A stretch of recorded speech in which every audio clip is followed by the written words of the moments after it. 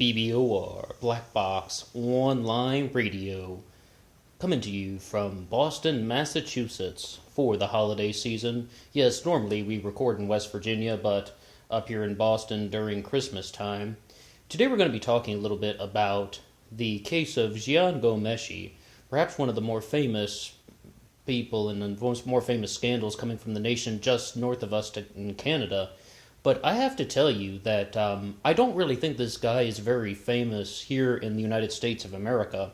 I found out about Jian Ghomeshi about a year or two ago. I really can't remember if it was 2017 or 2018, but I was trying to find a copy of the book A Matter of Inches by Clint Malarchuk, the hockey player, and I wanted to see if either the audiobook had been uploaded online or maybe there was like a presentation from the book tour. You know how those sometimes can come up on YouTube, but I couldn't find anything like that. Instead, I found an interview with Clint Malarchuk that it was being conducted by this guy named Jian Ghomeshi. That was my first exposure to him.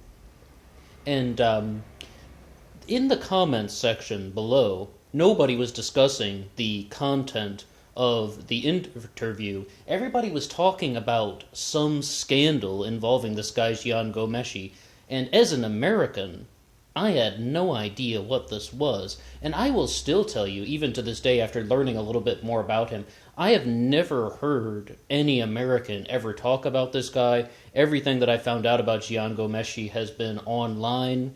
I think that he's either really confined to Canada in terms of his popularity, or perhaps only in small circles in America.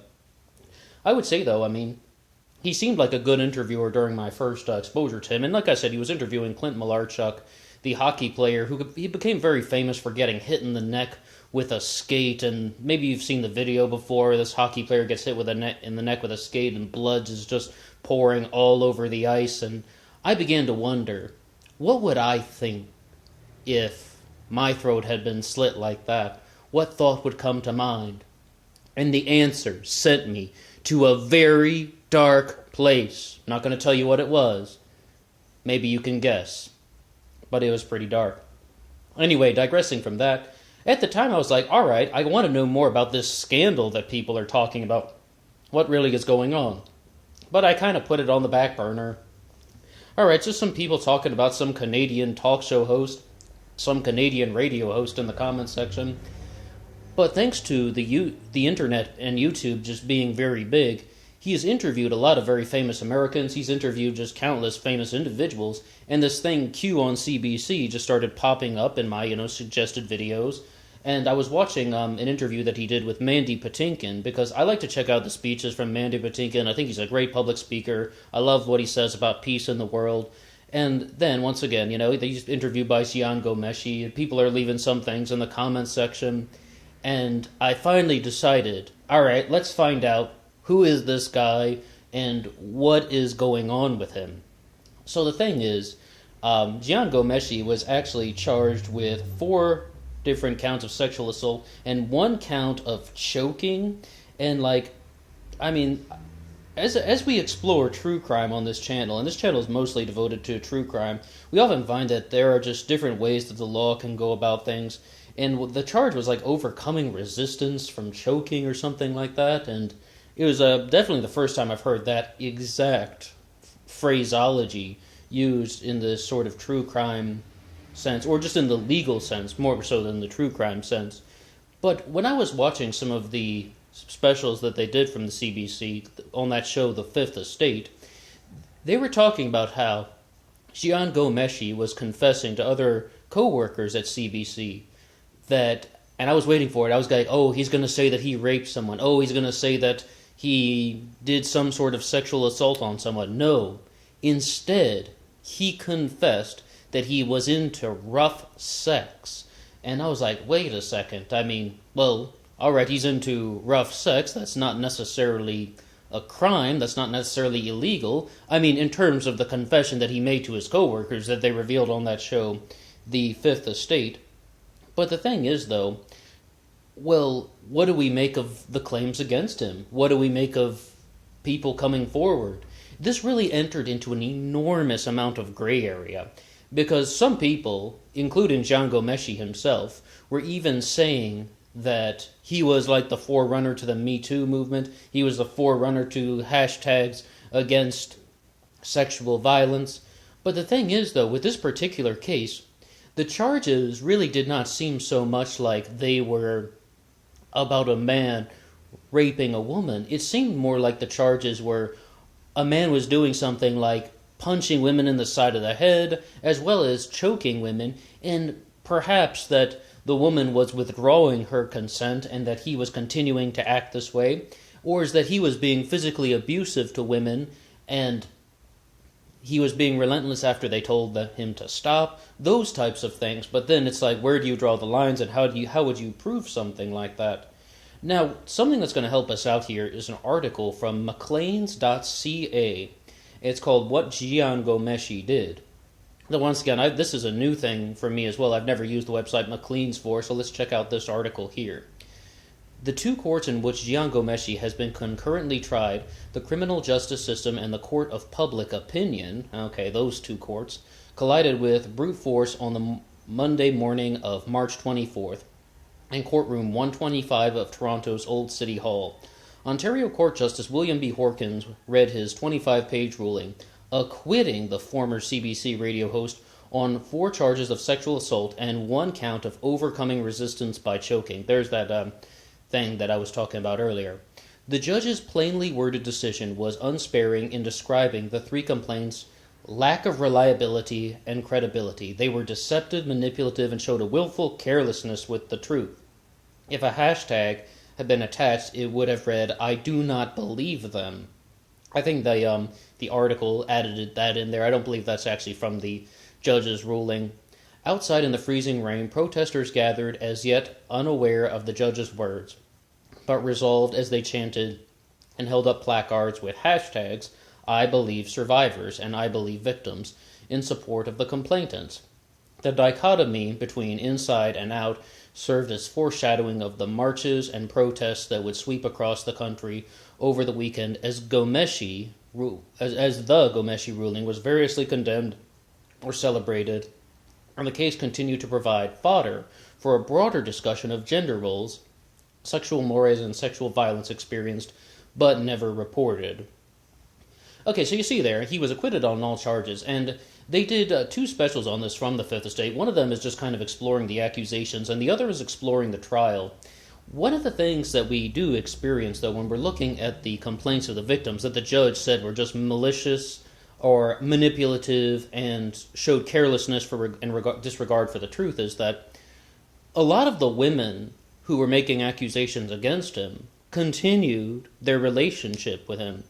And one of them even sent him a letter shortly after saying that the concluding line was the famous, "I love your hands." And that's actually the title of a piece. I think it's a book out that's available on Amazon.com. What was the name of the writer? Brent Bittner, I want to say, wrote a short book about this called "I Love Your Hands," about the Jian Ghomeshi trial. And people were just like, why is she sending these things if she's accusing him of sexual assault years later? Why would somebody do that? I was very surprised that the prosecution went about this in this way, and right now, I can't say anything for or against his guilt. I can't say anything about Ghomeshi's innocence, or did he actually commit these crimes. I can't say that because I wasn't there. I don't really have access to memories of somebody else or anything like that, and nor does the judge, so that's why they had to go down the witness testimony. They had to sort of support the witnesses and listen to what they had to say. But just in terms of prosecution and defense, I think that this is a very bizarre thing for the prosecutors to use, as well as the defense teams to even examine, when they're just asking somebody, well, why did you continue to interact with this person that you claimed sexually assaulted you?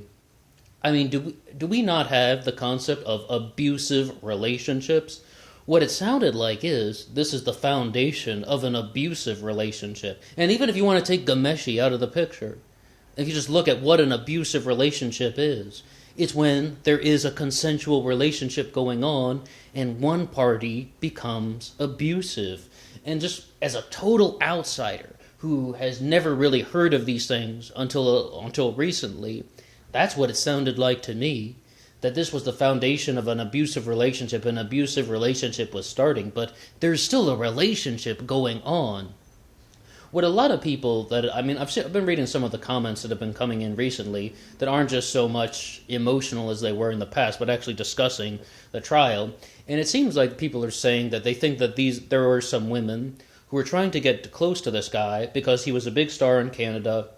He had a successful show, Q on CBC, and they wanted to get involved with media. They wanted to be working with the show Q, so they were trying to get close to him. And it also seemed like perhaps the people who are leaving comments, that is, are accusing the women of doing something with Jian Ghomeshi consensually and then regretting it later on. And once again, that enters into an entirely different gray area. We've had a lot of conversations about that in the past. The Julian Assange case, which we haven't talked about on this channel yet, maybe we will in the future, even explores that subject, because that is actually heavily discussed in the accusations that were made against Julian Assange. Somebody is doing something, they're doing a type of action with him, and then that person regretted it, and they said that that was grounds for sexual assault and even rape. But there's a little bit more to that story than just this, and as well as with the Ghomeshi story, because once again, though, no matter what, if somebody is consensually involved with someone, they have the right to withdraw consent. And if someone's punching them in the side of the head and they tell him to stop, or they tell me, please stop this, it's hurting me, no matter what way they say it, well then they would have he has the obligation to stop. And if he continued that, well then that would of course count for sexual assault. And the thing with the Me Too movement and this other hashtag movements here, such as I believe survivors, I believe victims, these other hashtags, is what they were trying to go at is people in positions of power, or just very famous individuals like Jian Ghomeshi, as well as the other people who were involved with the Me Too movement here in the United States of America and throughout the world, they were feeling powerless. They felt powerless up against these very famous individuals. This person is very rich and very powerful. They have an enormous amount of influence.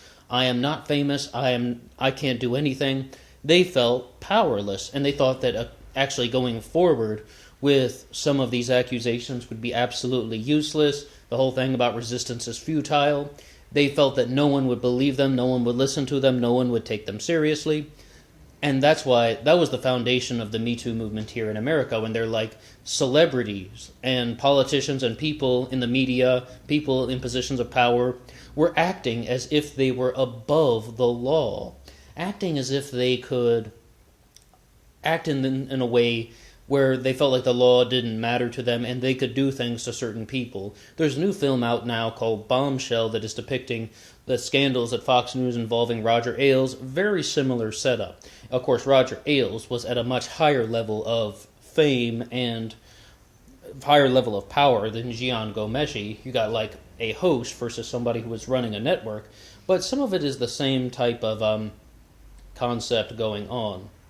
Let's continue onward in our article. So it wasn't surprising that long before the 8-day trial that commenced in February, expectations were already set. The trial was seen as an opportunity to train a spotlight on flaws in the prosecution of sexual assault, a crime for which reporting and conviction rates are notoriously low. Well, yes, absolutely, because these accusations came out years after the events took place, and the judge did use that against the witnesses. And so one of the other things that came up is just that they really felt that the witnesses were leaving out major information. As I understand it, in the United States, maybe this is the same for Canada, the prosecution has to give all the evidence to the defense so they can defend themselves, right? But the defense does not have to give all the information to the prosecution. So the defense is cross-examining the witnesses. And they're like, oh yeah, will you say that happened? Oh yeah? Well then, why were you writing letters to him the next day? Why did you tell him that you loved your hands? Why is there a photo of you with him days after you claim he sexually assaulted you? Why are they leaving these things out of their story? They're just saying that he sexually assaulted them, but they're leaving out major pieces of evidence. This is I mean, this isn't just my opinion. This is apparently the reason why the judge said that they were showing recklessness and disregard for the truth. They weren't being completely truthful, or in short, that they weren't lying. The judge did not accuse the witnesses of exactly lying. What he accused them of is only presenting half-truths in order to manipulate the outcome of the case. And perhaps the prosecution didn't find that stuff exactly relevant, or perhaps that I believe that in defense of the people who are actually accusing Jian Ghomeshi of sexual assault and choking, once again, the foundations of an abusive relationship, perhaps that he did genuinely do something that was illegal, but the person who was on the receiving end of it didn't know how to respond. They're like, well, maybe they withdrew consent at some point. I mean, I could believe that. I mean, I don't think that that's an outrageous claim to make, but they just didn't know how to respond, because this is one of the very challenging things that we have to deal with when we're examining these types of sexual assault trials. Well, it's just that where really is the evidence after years of time going by? For example, like if he had punched a woman in the side of the head during sex and she had withdrawn consent and he had continued and she went to the hospital that night and called the police and be like, I have a giant bruise on my face because Jian Ghomeshi punched me, well, that would be a different story. As we say that, I'm not even going to use that metaphor because I think that would be offensive. I think you can guess what it would have been. One widely quoted 2012 study found that for every 1,000 sexual assaults, only 33 are reported. Of those, 12 result in charges, 6 go to trial, where only 45% result in conviction. Well, as we mentioned, if you're going to be dealing with things that happen years after the event occurred, I mean, it's got to be difficult to get a conviction. But as it unfolded, the trial didn't hold up the predicated looking glass to the judicial system. Rather, the image reflected back was distorted, seen through a funhouse mirror. The external circus surrounding the trial had infiltrated courtroom 125, despite Justice Horkin's vow to ignore the external hoopla on day one. My focus is on what happens inside this courtroom, he said. The external Ghomeshi scandal, as the judge called it in the week's ruling, would affect the judicial process in ways that compromised its outcome, and now shadows the lessons learned.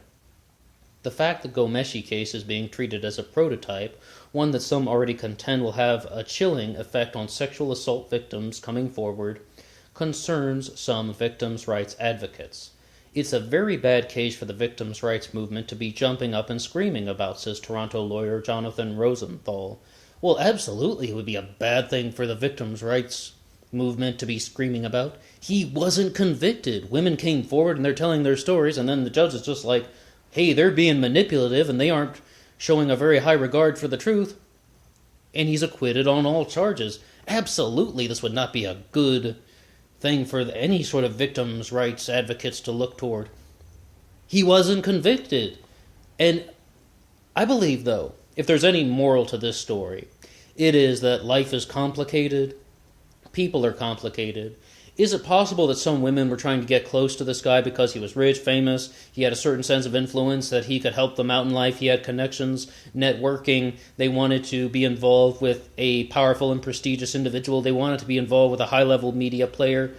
I mean, yes, and it's not simply that I think that. One of his accusers even said something very similar, that she wanted a job at QVC, she didn't have sex with him, but she did something else with him, something else in quotation marks.